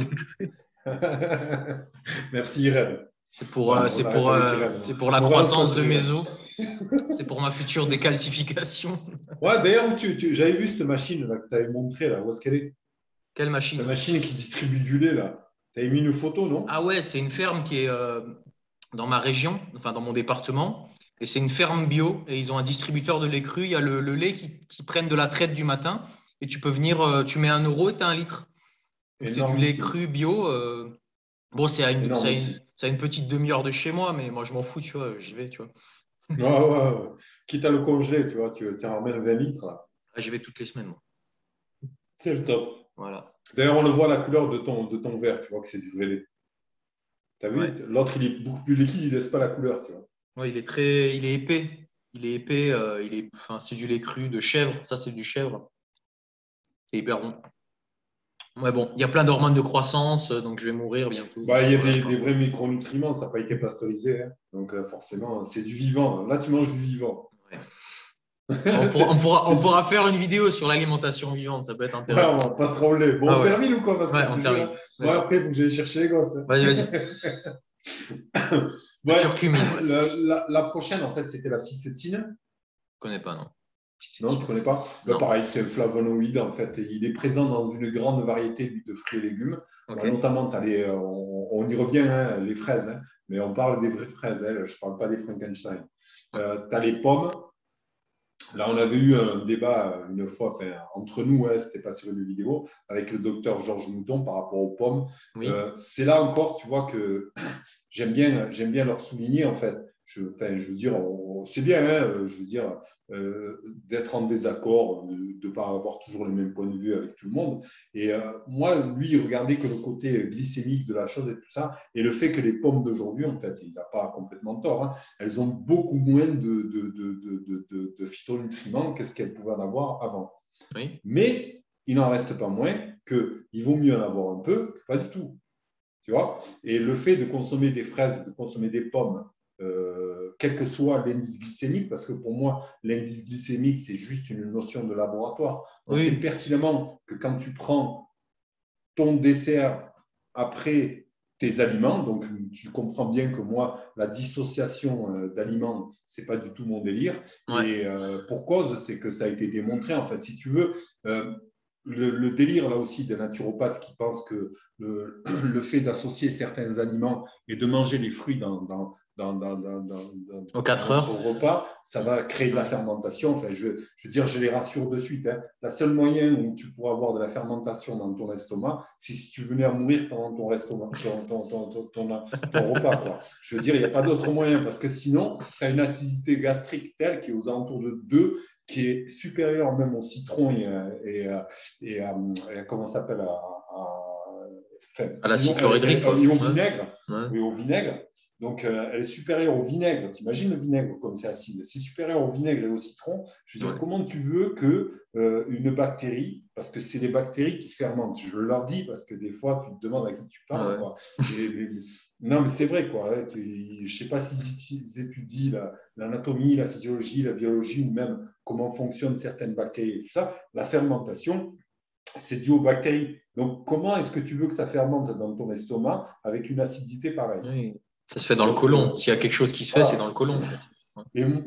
Et le fait, en fait, si tu veux, de manger la pomme dans ton repas et de, par exemple, d'avoir du gras, on parlait tout à l'heure des caroténoïdes et Ouais. notamment du bêta-carotène qui était amélioré par le fait de manger du gras avec, Ouais. ben là, c'est pareil. Le fait de manger du gras avec une pomme, ben, tu vas diminuer la vidange gastrique. Donc, si tu diminues la vidange gastrique, tu réduis la réponse insulinaire. Tu réduis la réponse de Ouais. l'insuline. Ouais, ça Donc, tu as râle. beaucoup moins, tu as une pique beaucoup moindre que si tu mangeais la pomme toute seule avec un gâteau. Oui, et si tu la manges avec un repas, ça va être réduit encore plus, quoi. Ben exactement. Donc, du coup, voilà, je ne vois pas là Ouais. aussi, tu vois, c'est encore un des arguments que je mets en avant par rapport non seulement aux gens, aux naturopathes, mais aussi aux gens qui veulent être jusqu'au boutiste dans leur mode alimentaire en se disant qu'ils sont carnivores et qu'ils ne vont pas toucher aux pommes. Je ne vois pas je vois pas le problème que peut poser une pomme. Là, par exemple, la ficétine, il n'y a pas que les pommes. Hein. Il y a les Ouais. kakis. Je ne sais pas si tu connais les kakis. Moi, pareil. Excellent. Ouais, j'adore. Ouais. Voilà, je me C'est régale, moi, avec excellent, ça. ouais. Et puis, même la couleur, ça me donne aucune envie, c'est de le manger, tu vois. Ouais. Pareil pour la fraise, pareil pour le raisin, pareil pour. Pourquoi je vais me priver? Parce que Mm. je me suis dit que non, il ne faut pas que j'y touche, tu vois. Ouais. Voilà, hein, c'est pareil. Bon, il y a des fois, il vaut mieux voilà, rester. Enfin, on peut être un peu sexiste là, même dans l'époque dans laquelle on vit. Est-ce que je peux te donner un exemple? Oui, tu peux. Allons-y. Alors, tu sais que les publicitaires, par exemple, ils utilisent énormément, tu vois, les fraises, ce genre de choses-là, avec une femme qui va manger la fraise et tout. Et c'est souvent associé, tu vois. Je veux dire, une fraise, il y a un côté aussi aphrodisiaque, presque sexuel dans le côté, dans cette couleur et tout ça. Hein. Je veux dire, tu vois même le kaki et tout ça. Et de la même manière, enfin, pour nous qui sommes hétéros, et toi, je sais que tu es comme moi, dans le même cas que moi, je veux dire, c'est pas pour rien que, par exemple, les musulmans, tu vois, quand ils vont prier, les femmes, elles ne prient pas devant eux. Pourquoi elles ne prient pas devant eux? Elles prient derrière, elles sont derrière eux. Parce que si à chaque fois que tu viens pour te pencher et qu'il y en a une qui se penche devant toi et que tu regardes leurs fesses, tu n'as qu'une envie. Tu n'es plus dans le. T'es Et puis plus, dans tu la vois prière, ce ouais. que je veux dire? Tu Ouais. n'es plus dans la prière, tu vois ce que je veux dire? Parce Ouais. qu'il y a une stimulation qui est faite. Je veux dire, il y a un signal qui est lancé. Nous, on est naturellement attiré par ça. Je veux dire, le derrière d'une femme, les seins d'une femme, je veux dire, il y a des messages qui nous sont envoyés. Et ça va, de la même manière que ce qu'on parlait par rapport à l'aromase, ce petit stress va créer certaines choses en nous. Et il va y avoir des récepteurs, il va y avoir voilà, et toute une biochimie qui se met en place qui fait que voilà. Et donc, c'est là que c'est bien d'avoir ce côté métaphysique et de pouvoir contrôler, de respecter la femme et de, tu vois, de pas la voir comme un objet, de pas, tu vois, et de faire en sorte aussi d'éviter ce genre de tentation, d'éviter ce genre de truc où tu auras envie. Après, avoir envie de ta femme, c'est complètement naturel, hein, je veux dire, que ce soit ta femme. Mais après, voilà, faire cocu ta femme, c'est pas juste que tu fais cocu ta femme, tu trahis aussi tes enfants, tu trahis aussi, tu vois, il y a tout un tas de conséquences à ce genre de problème, tu vois. Donc, c'est là encore, tu vois, le moyen de préserver le bien sociétal, le bien commun, comme on dit. Et de la même manière, là, quand on a des signaux qui nous sont lancés par les fraises, par les pommes, par les kakis, je veux dire, c'est pas anodin, ça a été fait pour une raison. Nous, qu'on soit attiré par les femmes, c'est pour qu'on se reproduise, c'est pour qu'on ait envie d'elles. Et le fait qu'on ait envie d'elles, il y a le piège à souris là derrière. Tu vois ce que je veux dire? Ta femme va être enceinte et tu vas avoir des enfants. Et des fois, même en utilisant même n'importe quel moyen de contraception, ben, ta femme finit enceinte. Et tant mieux, sinon il n'y aurait plus d'humanité. Ouais. Donc, tu vois, de la même manière, je pense que les fraises, la façon dont elles sont constituées, donc la façon dont elles sont faites, c'est aussi pour attirer Elles sont les faites animaux, c'est pour être aussi pour bouffées. Hein. attirer les humains. Ouais, elles sont faites pour être bouffées, hein, et pour être, Voilà. pour On parle. que, comment dire, pour être plantées autre part, quoi, pour que on défèque ensuite et puis que le fruit se. Et c'est d'autant plus important que ce soit fait loin de la plante, puisque si c'est fait proche, elle est en concurrence pour les nutriments, pour le soleil. Donc c'est fait pour ça en fait, quoi.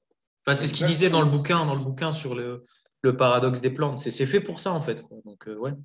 Exactement. Ben, tu vois, c'est exactement de ce dont je suis en train de te parler. En prenant des virages, tu me connais, moi, si je commence à me lancer, je commence à partir sur des trucs. Mais c'est vrai qu'en fait, tout est lié, quoi. Je veux dire, nous, on le prend comme acquis. Bon, mais voilà, lui, c'est joli, oh, elle est belle, oh, machin. Mais tu vois, ce genre de signal, c'est induit. Il y a quelque chose de magique là-dedans. Il y a quelque chose qui est fait pour t'attirer, pour faire en sorte que tu le fasses. On peut prendre l'exemple des abeilles à ce titre-là. Je veux Ouais. dire, le fait qu'elles aient envie de polliniser, et elles font un certain bien à la plante. La plante, elle a besoin qu'elle fasse ça. Je te parlais de l'acacia en Afrique qui faisait la même chose, qui avait été justement observé aussi par Darwin. Darwin Ouais. avait observé justement ce phénomène-là, que les acacias attiraient certains types de fourmis, justement pour les protéger des prédateurs. Ok. Donc, tu vois, c'est ce genre de truc-là. Mais enfin, je veux dire, d'observer la nature, c'est complètement. Enfin, tu vois, c'est là que je dis que la contemplation, et souvent dans les textes métaphysiques, on te dit qu'il y a là des signes pour les gens doués d'intelligence. Et le fait d'être intelligent, c'est de ne pas juste regarder le paysage pour ce qu'il est, mais d'être en questionnement, tu vois, et d'avoir ce genre de réflexion. C'est vrai que tu commences à, tu tombes en béatitude des fois, tu es complètement halluciné par ce qui se passe. Mm.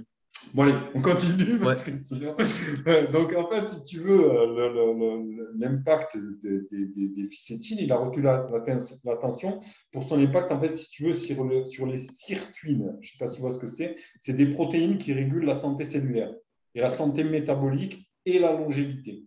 Ok. Donc, on parle bien des pommes, on parle bien des fraises, on parle bien Ouais. des raisins, on Ouais. parle bien des oignons, tu vois. Pour les gens qui veulent s'en priver, je ne vois pas l'intérêt. Ok. Donc, on peut passer à la prochaine, qui est la glucosinolate, l'isothiocyanate et le sulforafane. Alors, qu'est-ce que c'est que ça? Qu'est-ce que Donc, c'est que la ça? Ouais. glucosinolate, ce sont des groupes, en fait, si tu veux, chimiques qui contiennent du soufre. On les trouve principalement dans les légumes crucifères. Et là, toi Le qui chou, es ouais. dans le cétogène et tout ça, ben, le brocoli, le chou-fleur, le chou Chou. frisé, tout ça, Ouais. enfin, c'est vrai que on les trouve énormément dans ces légumes-là et beaucoup moins dans les fruits. Après, tu as, comme je t'ai dit, les isothiocyanates. Tu vois, le dernier ferme la porte, comme on dit. Ils sont produits par l'hydrolyse des glucosinolates. Je ne sais pas si tu vois ce que c'est. C'est un processus il est initié par des dommages cellulaires induits par le hachage ou la mastication de légumes contenus dans les isothiocyanates. On parlait tout à l'heure du fait de hacher la lysine. Tu vois, tu as encore là le fait cette action hydrolyse des glucosinolates, ça peut être une des raisons. Okay. Et on sait qu'il y a beaucoup de sulfure dans l'air. Donc, c'est le prochain. Les sulfonates, c'est un type aussi d'isothiocyanate créé lorsque l'enzyme myrosianase elle agit sur la glucosinolate. La glycosinolate glucoraphanine. Donc, en fait, si tu veux, c'est un des isothiocyanates les mieux étudiés, avec plus de 3000 publications qui ont été, elles ont décrit l'efficacité, si tu veux, dans les modèles animaux de maladies et plus de 50 essais cliniques aussi qui ont examiné sa pharmacocinétique, sa pharmacodynamique et ses effets sur l'atténuation de la maladie chez l'homme. Donc, si tu veux, les pousses de brocoli, la forme immature ou bébé du brocoli, elles offrent la source alimentaire la plus riche en glucoraphanine, qui peut ensuite être convertie en sulforaphanine. Ça, c'est les jeunes pousses alors. Voilà. Le fait de cuire légèrement les légumes crucifères à vapeur, plutôt que d'utiliser des températures de cuisson plus élevées, elles préservent leur teneur en sulforaphane, par exemple. Ou le fait de le faire en tagine, par exemple. Moi, je ne suis pas trop fan de tous ces trucs à vapeur là. Je préfère, moi, faire ça en tagine, mettre ça dans un tagine avec un petit peu d'huile d'olive, un petit peu de condiments et tout Tu mets ça. au four? Tu peux le mettre au four, mais là, il ne faut pas trop élever la température, comme je viens de te le dire, parce que si tu élèves les températures, à ce moment-là, tu vas détruire en fait les sulforaphanes. Ok. Et c'est à combien de degrés dans un tagine? Ça cuit à combien environ? En tagine, en le mettant à feu doux, moi j'aime bien cuire doucement, je ne suis jamais pressé, je le mets doucement, enfin, voilà, et puis après, je veux dire, niveau santé, tu le sens. Mais j'insiste sur le fait, toujours, tu parlais des gens qui ont des problèmes intestinaux et tout ça, le fait de hacher. D'ailleurs, on le voit, ça garde beaucoup de composés biochimiques, mais aussi ça facilite la digestion. Parce que comme tu sais, tout ce qui est fibres, etc., on a les gens qui souffrent, par exemple, du syndrome de l'intestin irritable, peuvent avoir énormément de mal à le passer. Ouais, ok. Donc, le fait de les hacher menu et vraiment petit, ça peut être un côté bénéfique de la chose. Ou alors de les cuire entiers, tu vois, pour ne pas les endommager. Et une fois que tu as terminé, de bien les couper petit. Ok, Tu vois. intéressant. Là, on va passer au polyphénol du thé vert. Le thé vert, il fait partie de l'alimentation humaine depuis des lustres, tu vois. On ne sait même plus quand ça a commencé. C'est l'une des boissons les plus populaires consommées dans le monde avec le café. c'est le café, je pense que c'est le plus populaire. Je pense que le thé, il vient juste derrière, à mon avis. Ou l'un ou l'autre, je ne sais plus quoi. Mais c'est une des sources de composés phytochimiques qui est vraiment facilement disponible, pas cher et qu'on peut trouver de partout. Le thé vert contient plusieurs polyphénols. Par exemple, il contient de la catéchine, je ne sais pas si tu vois ce que c'est, de l'épicatéchine et de la galate d'épigalocatéchine. Tu imagines les noms qu'ils trouvent les types. C'est éclatant. Donc, les polyphénols, ils ont des effets qui peuvent aller de l'équilibre hormonal. On parlait la dernière fois avec Estelle de tout ce qui est ménopause, etc. Et on peut avoir aussi des propriétés neuroprotectrices. Toutes les maladies dégénératives, je pense que c'est un bon truc que d'avoir des polyphénols du thé, par exemple. Tu vois, et notamment le thé vert. J'insiste, c'est vrai que le thé vert, mais bon, tous les thés, il y a quelque chose d'intéressant dedans. Après, il faut faire attention parce que suivant le thé que tu utilises, il y a beaucoup de produits chimiques dedans, tu vois, qui bazardent justement pour protéger leur culture. Donc voilà. Bien te renseigner sur le thé que tu prends. Mais bon, je ne vois pas d'inconvénient au thé non plus. D'ailleurs, je ne pense pas qu'il y ait un seul mode alimentaire qui dise de ne pas prendre de thé. Est-ce que les carnivores boivent du thé? Je ne sais pas. Je sais pas, mais c'est bien que tu nous dises tout ça parce que c'est vrai qu'il y a une croyance du côté carnivore qui est que tout ce qui vient de la plante en fait est poison et Ben ouais, parce tu qu'ils vois, ont détourné le délire de l'hormèse en se disant mais puisque c'est poison. la plante elle n'a pas de dents et qu'elle se défend par Ouais, ces composés biochimiques, eh ben, ouais, vu qu'elle se défend, nous, on a intérêt à ne pas y toucher. c'est ça. C'est la même chose, tu vois, c'est de la même acabit que quand tu prends, je ne vais pas dire son nom, on va la laisser tranquille un petit peu, mais tu Mais vois de qui je parle. Quand elle te dit, voilà, Bambi, quand elle te dit on est fait que pour manger de l'herbe, voilà, c'est du même acabit, quoi. Je veux dire, c'est le même délire fondé sur rien du tout et qui n'a aucun sens. Je veux dire, tu n'as aucun intérêt à te priver de plantes comme ça, surtout quand elles sont bien préparées et tout. Ok. Voilà. Bon, on passe à la lutéoline. La lutéoline, c'est voilà, vas-y, parle-nous-en, tiens. Faut que je retrouve ma petite fiche d'abord. Donc tu vas faire la prochaine et puis moi je regarde. Ben voilà. Bon, ouais, c'est pas grave, on l'a fait comme ça, on y est, parce qu'en plus, le temps il passe, mais à une vitesse, tu n'as pas idée. La lutéoline, c'est un flavone, c'est un sous-type de flavonoïde. Ouais. Et il est présent dans le céleri, le thym, les poivrons verts, le thé à la camomille. Dans l'aigre moine. Voilà, c'est bon, je l'ai. Dans L'aigre l'aigre moine. moine. Voilà. C'est C'est quoi une l'aigre plante, moine? c'est une plante Ah, utilisée en phyto, voilà, qui est hypoglycémiante, astringente, diurétique, anti-inflammatoire. Et d'accord. il y a aucune interaction avec les médicaments, il n'y a aucune contre-indication, c'est à éviter chez l'enfant. Il peut y avoir un peu de constipation, mais voilà, c'est utilisé en phyto. Bon, il faut savoir qu'elle a reçu une notation pour ses propriétés neuroprotectrices, elle aussi, OK? dans les modèles animaux, dans les études sur les modèles animaux qu'on a fait. Et elle démontre aussi une activité anti-inflammatoire. D'accord. Ouais, bon, Voilà. Bon, le prochain, il est peut-être moins connu, c'est les micro-ARN végétaux. Là, on ne parle pas d'injection, on n'est pas du tout dans l'ARN dont tout le monde parle en ce moment. C'est ouais. les micro-ARN. En fait, c'est les micro-ARN végétaux, c'est un groupe de composés phytochimiques je suis sûr que tu n'en as peut-être pas entendu parler, mais qui peut néanmoins avoir des effets puissants sur notre santé. Les micro-ARN, c'est des petits groupes de molécules d'ARN non codantes. Ouais.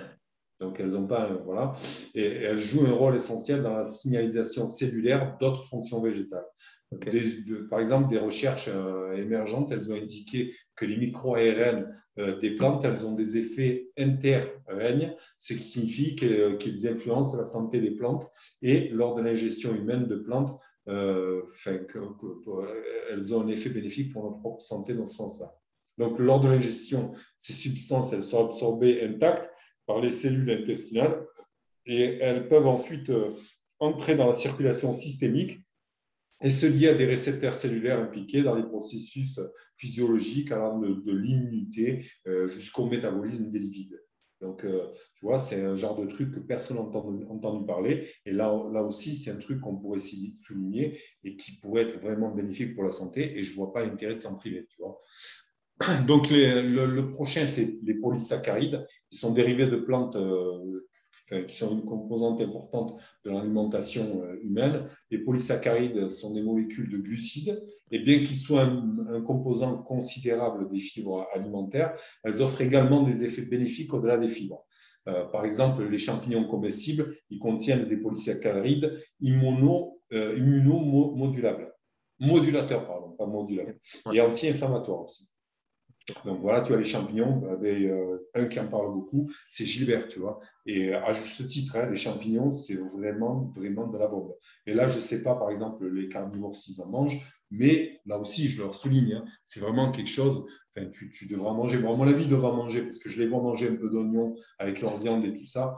Ils doivent quand même, voilà, ils doivent pas être extrêmes. Là aussi, je veux dire, quand tu décris une communauté comme les carnivores, ça ne doit pas être figé, ça doit Oui, partir d'un extrême à un bien autre. Tu vois. sûr. Donc voilà, on va pas mettre tout le monde dans la même casserole pour pas faire de jeu de mots. Bien sûr. Donc la quercétine maintenant. Quercétine, La voilà. quercétine, voilà, tu la connais peut-être.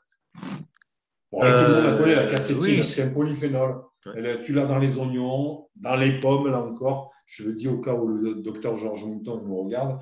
Dans les capres, dans les baies. Comme la curculine, elle offre des bienfaits Ouais. à l'appel pour la santé. Ça peut aller des propriétés antioxydantes aux propriétés anti-allergiques. Son absorption est également assez limitée dans l'intestin. Donc, la biodisponibilité de la quercétine, elle aussi, elle est sujette à une variabilité inter-individuelle. Je veux dire, chacun, on est tous un petit peu, comme je te l'avais dit à la fois, individualisés. On n'est pas tous égaux par rapport à la biodisponibilité de la quercétine. Mais elle peut dépendre de la génétique et des types de microbes présents dans le microbiote intestinal. Donc, suivant ton état intestinal, tu peux bénéficier de la quercétine ou tu peux moins en bénéficier. Donc, tu vois, là encore, l'avantage d'avoir une approche globale, comme je te disais tout à l'heure, est de bien souligner que le fait de prendre juste certains composés biochimiques, ça ne va pas forcément avoir un impact si tu n'as pas réglé les problèmes en amont. Le prochain et le dernier, c'est le resveratrol. Resveratrol, ouais. Ouais, dans les raisins. Voilà, c'est un autre. Voilà, c'est ce que je te disais tout à l'heure par rapport aux vignes. le fait que les vignes qui poussent dans les coins les plus rocailleux et les moins fertiles et qui sont le plus à même de subir du stress, eh ben, c'est eux qui créent le plus de resveratrol et surtout un resveratrol de meilleure qualité. Et comme tu le dis, ben, on le trouve dans le raisin rouge, dans le vin rouge, dans les cacahuètes, chose qu'on n'y pense pas forcément, et dans les myrtilles. On revient encore aux myrtilles. Myrtille, ouais. Donc, les formes supplémentaires, les supplémentations de resveratrol sont généralement fabriquées à partir d'une plante naturellement riche en resveratrol, appelée renouée du Japon, je ne sais pas si tu connais, ou renouée à feuilles pointues. Enfin, le resveratrol, il a des effets qui peuvent aller, lui, de l'activité antioxydante aux effets anti-obésité, médiés par la modulation de l'axe intestin-tissu adipeux. Ça a été démontré aussi par les recherches. Donc, les doses de resveratrol d'origine alimentaire nécessaires pour induire les bienfaits pour la santé, elles restent incertaines. Dans une étude, par exemple, chez des humains en bonne santé, une dose unique de 100 mg de resveratrol était suffisante pour induire des effets anti-inflammatoires. Donc, tu vois, tu me parlais tout à l'heure des dosages. Là, tu vois qu'avec 100 mg de resveratrol, on a, bon, quand je dis 100 mg de resveratrol, ça ne veut pas dire 100 mg de raisin. On est bien d'accord? Bien sûr. Voilà, donc à titre de référence. Enfin, pour te donner une référence, un verre, un verre moyen de vin rouge, il contient que 1,9 mg de resveratrol. Ah, tu peux y aller. Hein. Tu peux y aller, tu vois. Un verre, ça va. 3 verres, bonjour, le resveratrol. Donc, dans tout ce que tu nous as présenté, on est vraiment voilà, sur de l'ordre de la de l'hormèse, la xénohormèse. Et quand on Ouais. bascule dans le domaine de la phyto, là, on est d'accord qu'on rentre dans le thérapeutique. On n'est plus Ouais, voilà, on n'est plus dans la exactement. même, quoi. Mais je veux dire, où est la frontière, Jérémy? Ouais, Que ton aliment soit ton médicament, hein, c'est pas moi qui l'ai dit. Hein. Je veux dire, le fait de bien manger, de manger correctement et d'avoir une alimentation aussi variée que possible et aussi adaptée que possible à ton profil génétique, c'est faire de la médication. bien C'est sûr. prendre soin de ta santé, tu vois, donc c'est bénéfique. Voilà. Et n'oublie pas une chose, c'est que là, je te donne les choses isolées, mais quand tu manges, tu les manges avec d'autres choses. Et donc, tu as une synergie entre les micronutriments, entre les composés phytochimiques qui dépensent même l'entendement et même ce que nous, on arrive à étudier parce qu'il se passe des choses encore plus hallucinantes. Hein. Je veux dire, toutes les semaines, ils découvrent un nouveau composé biochimique, toutes les semaines, ils découvrent un truc. Enfin, je veux dire, là, ils n'ont pas fini, hein, ils n'ont pas fini d'étudier. Ouais, ce que je voulais Donc, dire par là, c'est que là, au niveau des aliments entiers, on est dans l'hygiène, le marathon, si tu veux, à long terme. Et là, par exemple, quand tu nous parlais, par exemple, de la berbérine ou de l'origan que tu utilises de façon ponctuelle en phyto pour avoir une action spécifique et ah plus oui, voilà. puissante, quoi. Ben Donc là, c'est pas la même voilà, action, quoi. oui, là, voilà. Je n'avais pas compris que tu l'entendais Ouais, comme ça, mais ouais, oui, quand on va avoir une action, voilà, tu sais, comme dans les huiles essentielles, en aromathérapie, tu as trois façons d'aborder les huiles essentielles, harmoniser, prévenir et agir, tu vois. ouais. Donc, c'est suivant, en fait, dans quelle catégorie tu te places. Si c'est pour agir, oui, là, tu vas forcer la dose, tu vas mettre une posologie, enfin, tu vas donner une posologie de 10 jours avec, par exemple, prendre un verre tous les jours, tu vois, genre de trucs comme ça, quoi. Oui, là, tu es dans le fait d'agir, dans le fait de l'action. Mais si on parle dans le fait de faire de la prévention active, forcément, ouais, là, je veux dire, d'inclure tout ça dans ton alimentation, ça a forcément un impact bénéfique. Ok. Donc, grosso modo, c'était ça, quoi. Je veux dire, après, tu vois, je veux dire, la xénohormèse, c'est un mécanisme d'action des composés phytochimiques et ce n'est certainement pas le seul. Mais les composés phytochimiques, ils ont un impact bénéfique sur la santé par de nombreuses voies. Ça peut aller des interactions avec le microbiote intestinal aux impacts sur les protéines impliquées dans le vieillissement en bonne santé, la longévité, quoi, je veux dire.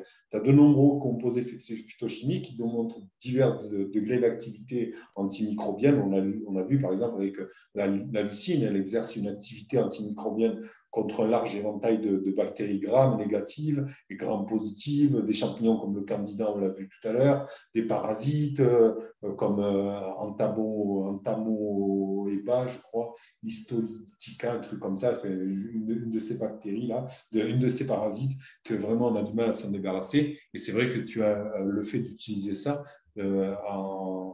en médicament, par exemple. Moi, j'aime bien. Hein, là, c'est là que tu as un médicament, tu vois. C'est un aliment qui est un médicament. Et l'ail, c'est vraiment un des meilleurs exemples pour ça. La quercétine, on peut prendre la pygéline, la lutélonine, la ficétine. Enfin, il représente aussi des propriétés antivirales et inhibants, l'entrée virale dans les cellules hôtes, interférant avec la réplication de l'ARN, par exemple, tu vois.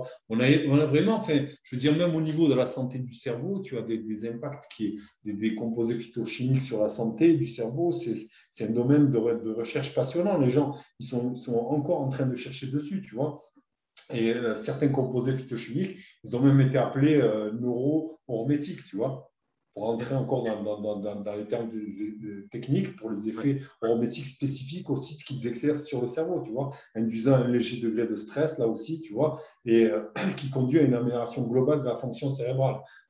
Vu l'épidémie de maladies dégénératives qu'on vit, c'est pas négligeable, tu vois. La sulforaphane, elle peut aussi protéger le cerveau, on l'a vu tout à l'heure, tu vois. Enfin, je veux dire, tu as énormément, on peut noter énormément de choses, tu vois. Enfin, je veux revenir à la quercétine et l'apigénine, elles font l'objet en ce moment d'études précliniques pour leurs effets régulateurs de l'humeur en raison de leur capacité à traverser la barrière hémato-encéphalique et à interagir avec la monoamine, il me semble, ouais, oxydase, enfin la MAO, comme on l'appelle. C'est une enzyme impliquée dans la dégradation de divers neurotransmetteurs comment ça s'appelle, de la monoamine, notamment la dopamine, la sérotonine, la noradrénaline. Donc, tu vois, là encore, dans le côté psychiatrique de la chose, c'est vraiment des choses qui peuvent venir à notre aide.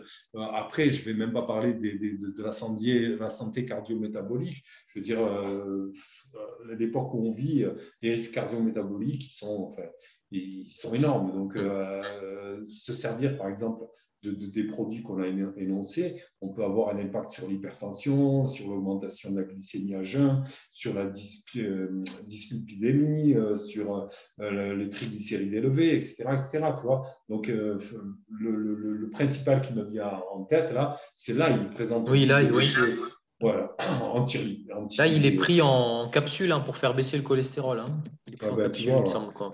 après, tu le sais, Ouais. moi, le seul cholestérol qui va m'intéresser, c'est celui qui est oxydé, quoi, tu Ouais. vois, le LDL oxydé. Le reste, plus tu as de cholestérol, limite, pour moi, mieux c'est, quoi. Voilà, tu vois, c'est le genre de truc. Moi, je préfère m'intéresser à l'homocystéine et à la lipoprotéine que de perdre du temps sur la notion de bon cholestérol, mauvais cholestérol. Oui. Là où on va avoir une indication, c'est quand on commence à regarder le LDL oxydé, on prend aussi l'homocystéine et la lipoprotéine A, plus les triglycérides. Là, j'ai une meilleure image que si je m'attarde sur le simple fait d'avoir du cholestérol bon ou mauvais, quoi. Bien sûr. Mais bon, voilà, on a fait le tour. Ouais. Je pourrais reciter le resveratrol, mais on l'a vu, lui aussi, il atténue énormément de facteurs de maladies cardio-métaboliques. On a vu la berbérine, elle peut être super intéressante parce qu'elle est hypoglycémiante, elle est aussi hypotensive, hypotenseur. Je veux dire, c'est une plante qui peut avoir vraiment une implication là-dedans. Elle peut aussi servir pour le stress oxydatif. Je veux dire, tu as vraiment énormément de bienfaits. Enfin, la détoxication, on en a parlé, on pourrait parler de nettoyer au niveau de la santé intestinale. Je veux dire, là, j'ai jamais trouvé mieux, hein, même dans la pharmacopée de Rockefeller, on ne trouvera pas mieux que ce qu'on fait les plantes. Tu vois ce que je veux te dire? Ouais. Donc, ouais, dans ce sens-là, voilà. Ok. Et et chose qu'on a abordée la dernière fois avec Estelle, l'équilibrage hormonal, j'avais Ouais. cité quelques plantes et c'est vrai que les composés phytochimiques, notamment les isoflavones, c'est un exemple de phytochimie qui agit comme enfin, je veux dire, elle peut avoir énormément de bienfaits. Mais attention, elle peut avoir aussi un effet à double tranchant parce que les effets oestrogéniques des isoflavones, euh, elles peuvent être bénéfiques pour les femmes ménopausées, mais elles peuvent exercer des effets perturbateurs, par exemple, sur les hormones chez les enfants et nuire à la fonction thyroïdienne, tu vois. Enfin, je veux dire, il faut vraiment, enfin, ne faites pas de l'automédication, voyez avec un professionnel, quelqu'un qui les connaît vraiment et qui sait comment s'en servir, surtout quand vous allez vous en servir comme d'un médicament. Après, si c'est dans les aliments, c'est tellement infime que voilà, tu peux passer outre. Et Ouais. l'autre point que je voulais souligner, c'est Ouais. qu'il ne faut pas oublier aussi l'interaction entre les plantes et les médicaments. Ouais. Donc, faites attention si, par exemple, vous prenez certains médicaments, de ne pas aller prendre certaines plantes du haut de votre chapeau. Parce que ça, c'est Si pas jamais… marqué, hein, c'est pas marqué sur les Ouais, flacons, hein. ouais. Il faut le rechercher, il faut le savoir. Ouais. Ouais, c'est pour ça, c'est là un des avantages de se faire accompagner et d'avoir un professionnel comme toi, par exemple. Ouais. Pas encore, hein, pour la phyto, hein. Et, Oh, tu parles. Je vois ce que tu fais. Mais bon, voilà, j'en si tu es utilise quelqu'un de quelques-unes, mais sensé, pas mais beaucoup, hein, pas Mais beaucoup, ça hein, m'étonnerait que tu prescrives quelque chose, par exemple, sans aller voir l'anamnèse de ta cliente et voir l'impact que pourrait avoir le composé biochimique que tu vas donner à cette personne. Ah, bien sûr, on est toujours dans l'individualisation, hein, toujours, toujours, toujours. Ouais. Voilà. Donc Ok. voilà, ça, Ouais. enfin, je veux dire, que ce soit le vieillissement, que ce soit la santé génique, que ce soit, enfin, je veux dire, c'est vraiment excellent, quoi, hein, je veux dire. Et comme je t'ai dit, voilà, les composés phytochimiques, ils offrent de nombreux avantages pour la santé, mais il existe aussi certains inconvénients potentiels à la consommation de formes isolées de ces composés au lieu de la version alimentaire entière, tu vois. Ouais. Ouais. Par exemple, les apports élevés en curcumine et en catéchine de thé vert, ils peuvent inhiber l'absorption du fer dans l'intestin grêle, j'entends. Ouais. Ouais. Et voilà, ça peut être bénéfique, par exemple, pour une personne qui a une surcharge de fer, mais ça peut avoir des inconvénients pour une personne, par exemple, tu vois, qui a des aménorrhées, plutôt des ménorrhées, et qui a beaucoup de pertes de sang, et voilà, qui a déjà un statut de fer en dessous de la moyenne, tu vois.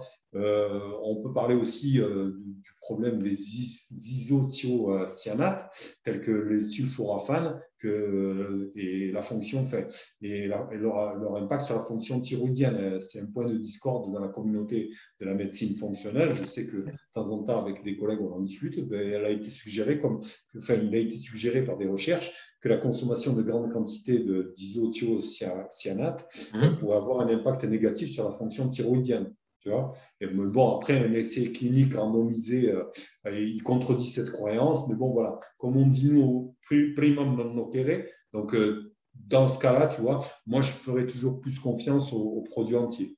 Mais bon, voilà, si vous avez un problème de santé, voilà, moi, ce que je souligne tout le temps, c'est toujours de vous rapprocher d'un professionnel. Ceux qui sont dans la région de Jérémy, eh bien, ils peuvent aller voir Jérémy et je suis sûr qu'ils sont entre de bonnes mains. Ceux qui sont aux alentours de chez moi, bien, la même chose. Je fais aussi, je suis sûr que toi aussi tu le fais, on fait à distance. Donc, ou même quelqu'un en qui vous avez confiance autour de vous et qui sait vraiment maîtriser ce genre de notions et vraiment prendre soin de votre santé en ne la mettant pas en danger. Donc voilà, c'est vraiment des choses à garder en tête. Ceux qui veulent se former, ils pourront aller voir ton site aussi. Parce que tu proposes une formation de phyto-aromathérapie, les deux, hein, en un, si j'ai bien compris. Ok. Ouais. C'est inclus aussi dans la formation complète parce que pour moi, Ah ouais. tu peux pas prendre en charge une personne sans connaître la phytoaromathérapie. C'est obligé. Ok, impec. Bon, après, tu sais que voilà, au niveau de l'alimentation, je l'expliquais tout à l'heure, hein, le fait, par exemple, de cuire certains aliments, tu auras plus de biodisponibilité. Je pensais tout à l'heure, je te parlais de la tomate, j'ai failli Ouais. enchaîner, mais je savais que je voulais t'en parler à la fin. Ouais. On sait que le lycopène, par exemple, le fait de le cuire, tu augmentes sa biodisponibilité. Oui. Pareil pour les caroténoïdes, je veux dire, ajouter de l'huile d'olive aux tomates cuite, elle peut rendre le lycopène encore plus biodisponible. Tu vois ce qu'on parlait tout à l'heure de synergie des micronutriments, c'est vraiment pertinent à ce moment-là. La fermentation aussi, elle peut améliorer la disponibilité de certains composés biochimiques. Voilà, par exemple, la fermentation bactérienne lactique, tu parlais de ton truc, là, ton jus, là, ton lait, la fermentation bactérienne lactique de mélange de jus de pomme, de poire et de carotte, elle s'est avérée, elle a augmenté la teneur en quercétine.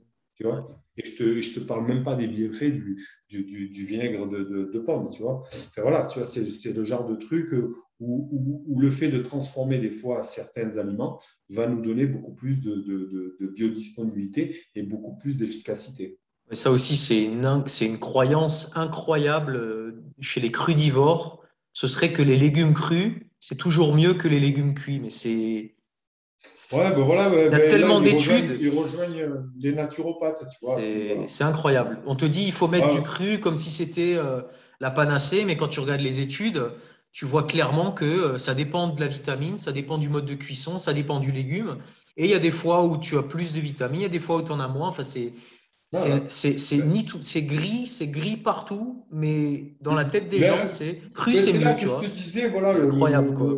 je te répète la phrase que je te disais à la fois, hein, nous, en science, on évolue comment? On évolue de funérailles en funérailles, hein. Je veux Ouais, dire, une fois que tu as démontré un truc, voilà, tu le mets de côté, c'est même plus la peine. Je veux ouais, dire, c'est même plus la peine d'en parler. Les lycopènes, moi, je le sais depuis longtemps parce que j'ai eu des gens qui avaient des problèmes d'infertilité. Et ouais, je pense que, tu vois, le fait de faire une sauce tomate, c'est mieux que de manger une tomate toute seule, tu vois. ouais, Et ça, on le sait, tu vois. Je veux ouais, dire, il y a plus aucun secret là-dessus, quoi. Après, il y ouais. a des trucs que tu bénéficies de les manger crus. Mais bon, voilà, je veux dire, il faut rester intelligent, il faut manger varié, il faut voilà, ne pas rentrer dans des extrêmes. Et si jamais vous les utilisez comme des médicaments, eh bien, à ce moment-là, faire confiance à un professionnel. Mais je pense que là, enfin, on a dû faire le tour, à mon avis, hein. Ouais. On va Et, s'arrêter je là, sais hein, pas, je tu as un pense, truc hein. à rajouter Non, écoute, c'est pas mal. Je pense que c'était important pour remettre les choses à sa place parce que, comme dit, il y a plein de gens dans la communauté un peu carnistes et tout, qui, après avoir eu une mauvaise image de la viande, tu vois, ont maintenant une mauvaise image des végétaux. Alors que, voilà, hein, comme un petit peu tu le laisses entendre, il faut essayer de démystifier le vrai du faux. C'est jamais tout noir, jamais tout blanc. Après, Exactement. c'est à chacun de trouver la quantité de végétaux qu'il doit consommer pour être en bonne santé. On ne peut pas faire les choses à la place des gens. Il y a des gens chez qui il va falloir en consommer plus, des gens moins, et des gens plus de cuit, plus de cru. Mais c'est vrai qu'il y a quand même des constantes qui nous régissent tous. On sait où sont la majorité des micronutriments. Donc voilà, après, hein, c'est à chacun de trouver, quoi. C'est jamais tout noir, jamais tout blanc, quoi. Donc c'est bien Ouais, voilà. que tu en aies Et parlé puis, aujourd'hui, quoi. voilà. Et puis quand tu avances des faits, tu vois, et ça, je le dis au monde Ouais, carnivore, comme je le dis au monde naturopathique et tout ça, quand tu avances des faits, ben, tu les avances sur quelque chose de concret, quoi, pas du haut de ton chapeau et pas sur des croyances, quoi. Et moi, voilà, je voulais te remercier justement parce qu'on allait m'accuser de mecs qui défendaient que la viande et tout ça. C'était un bon moyen de mettre les pendules à l'heure et de ouais, démontrer que, voilà, enfin, moi, je souligne tout le temps que dans mon cas personnel, et que pour moi, il n'y a il y a pas un régime pour tout le monde, mais dans mon cas personnel, moi, je suis plus d'une tendance paléo qui paléo, ouais. a tendance à me donner une plus grande diversité de nutriments et de moins m'enfermer. Après, voilà, tu sais que les dominations, elles me gavent, tu vois, Oui, j'aime oui, pas bien trop le sûr. monde. Voilà, mais avoir une nutrition à haute densité nutritionnelle, sans faire de répétition, mais avec une variété d'aliments, parce que tu vois bien que tu es gagnant là-dedans. Et la nature est tellement bien faite, elle nous fait tellement de bienfaits que ce serait dommage de s'en priver. Voilà ma conclusion. Bien, très belle conclusion. Bon, bah écoute, je vous dis à tous merci d'avoir suivi la vidéo et puis laissez vos commentaires hein, pour Abdelaziz en commentaire, vos questions, pardon. Et puis je mettrai le lien vers ton site pour les gens qui veulent aller voir, tout simplement. Bon, Merci merci encore, encore une fois de ton invitation, c'est toujours un plaisir d'échanger avec toi. t'en prie. À La plus. bise.